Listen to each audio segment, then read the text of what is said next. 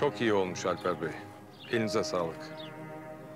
Bu haberi her saat başı tekrar yayınlayalım. Ayrıca Atabeylerin fabrikasına ve evine de mutlaka bir muhabir koyalım. Bu aralar tekrar bir açık vereceklerdir. Kolay gelsin. Hayırdır Fuat Bey, kimle konuşuyorsunuz? Sparta'da bir televizyon kanalı satın aldım da. Televizyon kanalı mı? Evet. Tele Isparta. Hatta bugün Halil Atabey ile ilgili çok enteresan haberler yayınladılar. Görmek ister misiniz? Ticari itibarı da zedelenen Halil Atabey'in Isparta'dan hatta Türkiye'den kaçacağı söyleniyor.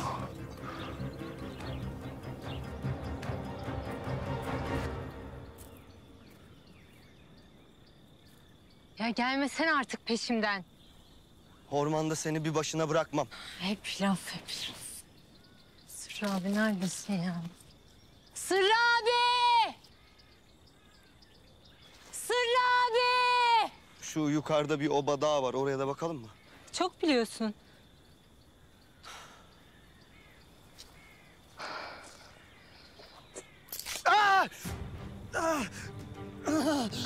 Toprak. Toprak iyi misin? Ne bu? Yaban domuzu tuzağı. Obalara falan da danmasın diye. Öyle olmaz, öyle olmaz. Nasıl yapacağız? Olmaz, büyük bir taş bu. Büyük bir taş bu. Taşmaş yok, yok taşmaş. Derenin oraya bak. Orada vardı. Oraya. Tamam, bekle beni burada, tamam mı? Ben de biraz dolaşmayı planlıyordum. İyi oldu söylediğin. Çok komiksin.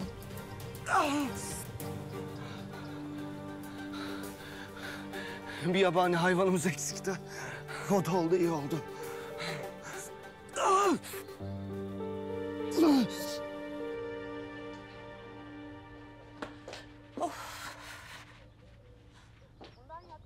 Of! Herkes küstah, herkes terbiyesiz olmuş baba.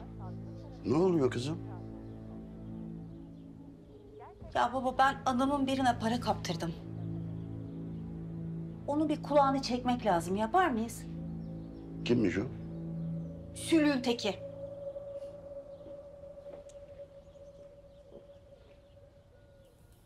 Buyurun ağam. Hizmetçi nerede? Hanife Cansu bulaşıkları yıkıyordu da ben getirivereyim dedim. Bundan yaklaşık 25 yıl önce işlenen bir cinayetin faili olduğu söylenen Halil Atabey'in şehir dışına çıkışının da savcılık tarafından... Halil ağam! Ticari Halil ağam itibarı televizyonda. zedelenen Halil Halil ağam Atabey'in meşhur olmuş. Isparta'dan Bakın. hatta Bakın Halil Türkiye'den ağama. kaçacağı söyleniyor. Gerçekten katil mi Rıfat Atabey'in damadı Halil Atabey? Nasıl oluyor ya? Baba nasıl olur böyle bir şey? Atabey ailesi kaçmaya devam ediyor. Kapat şunu, kapat! Hemen kumanda. Kumanda nerede? Kapat. Kapat. Kim bunlar ya? Kim bunlar? Bu kanalın sahipleri kim? Nasıl oluyor da bizim hakkımızda böyle haber yapabiliyorlar? Neden ki dede? Doğru değil mi zaten haberler? Hı? Arzu. Şimdi anlıyorum. Daha iyi anlıyorum abimin ne demek istediğini.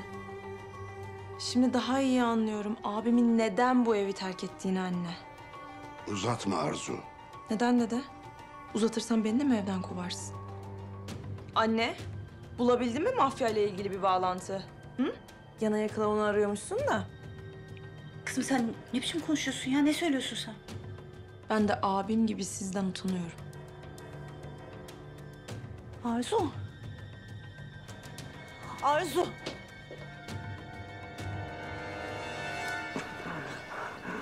Toprak. Toprak. Derdim acıyor mu? Açmaya desem inanacak mısın? Senin söylediğin tek bir lafa inanmam. O zaman vur şunu. Emin misin? Vur! Nereye? Tam şuraya. Buraya. Vuruyorum.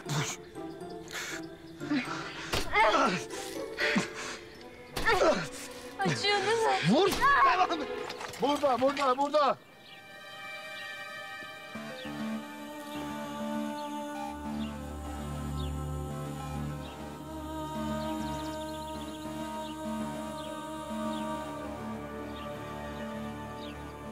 Hasan, hemen polise haber verin. Tamam kardeşim.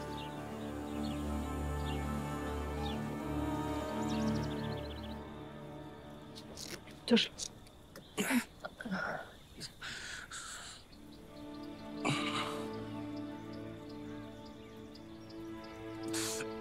Acım, Daha iyiyim, daha iyiyim.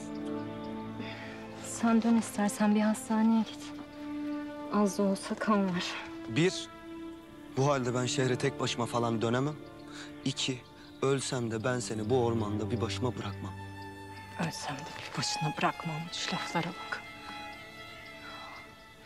O süslü püslü laflarınla kandıramazsın beni artık Toprak Bey. Söyle, benden ne istiyorsan onu yapayım. İyi söyleyeyim. Zamanı geriye al. Babanla dedeni durdur. Annemle babamı hayata döndür. Olur mu?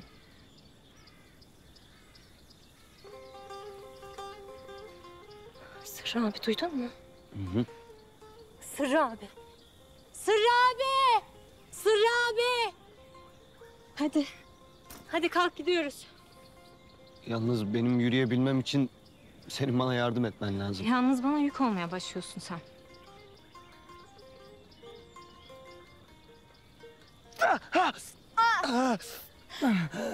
Sanki benim canım acıyor.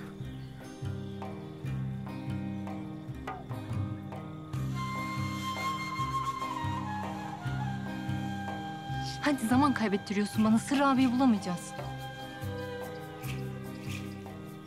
Boşa o gülümsemeler. Kanmam artık sana hadi. Yürü. Hadi. Tamam.